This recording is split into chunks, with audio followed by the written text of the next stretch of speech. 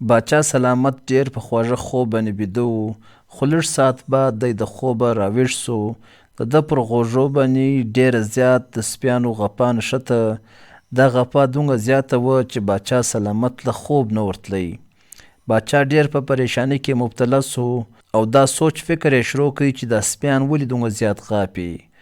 لحاظه چې سار سو د وزیر راوبولی او د وزیر صاحب پوښتنه وکړه چې د شپې د سپیان ولې دومره زیات غاپي، د دې څه وجه ده. وزیر چونکې هوښیار سړی و، هغه ورته وویل چې باچا سلامت دا سپي د شپې په دې غاپي چې دوی وږي. باچا د وزیر ته ډېرې زیاتې پیسې ورکړې او دا حکم یې ورکړی چې د سپیانو د خوراک بندوبست وکړه چې سبا سره دوی غپا بنده کړي. وزیر هغه پیسې راواخیستې، څه یې د ځان سره کښېږدې، څه یې خپلو همسایو او خپلو یاران دوستانو ته ورکړې. باچا چې د شپې بیده سو، بیا د شپې په نیمه کې راپورته سو، د سپیانو غپا بیا زیاته سوه.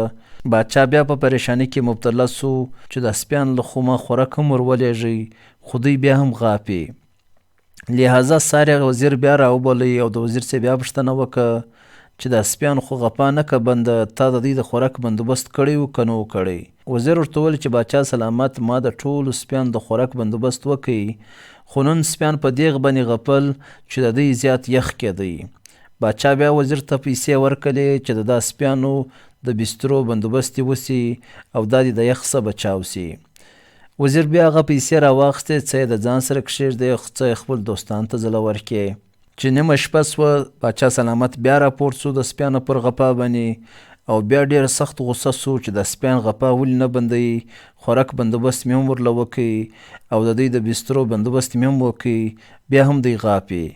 نو سار بیا وزیر راوبولی چې دا سپي ولې غپل او تا د دوی د بسترو بندوبست وکړي که نه وکړي. وزیر چونکې ډېر هوښیار سړی و، نو د باچا د جواب دپاره د وزیر سره بله بهانه نه وه. لحاظه وزیر دا ورته ویلې چې باچا سلامت دا سپیانو ته ما د خوراک بندوبست هم وکړي او د دوی د بسترو بندوبست مې هم وکړي. د دوی د نن د غپا وجه دا وه چې دوی ډېر زیات خوشحاله وو او ستا د شکریا د ادا کېدو دپاره دوی ټوله شپه غپل او ماته دا هم ویلې چې د ننه بعد به موږ هره شپه باچا سلامت شکریا ادا کوو، نو لحاظه هره شپه به دوی غاپي. باچا ډېر زیات خوشحاله سو او ډېر مطمئنه سو او ډېر په خوږه خوب باندې بیده سو. نو ګرانو کتونکو، دغسې حال زموږ د ملک پاکستان دی. باچا سلامت په خپله کرسۍ ناست دی، د ده وزیران، د ده مشران درته وایي چې ډېر ښه حالات دی، ملک ډېر ښه روان دی. جبکې هره ورځ دی د عوام نارې، د عوام بغارې اوري. دا وزیران ورته وایي چې دا خلک د بغارې، د نارې، د چغې په دې باندې وایي چې دوی ډېر زیات خوشحاله دي.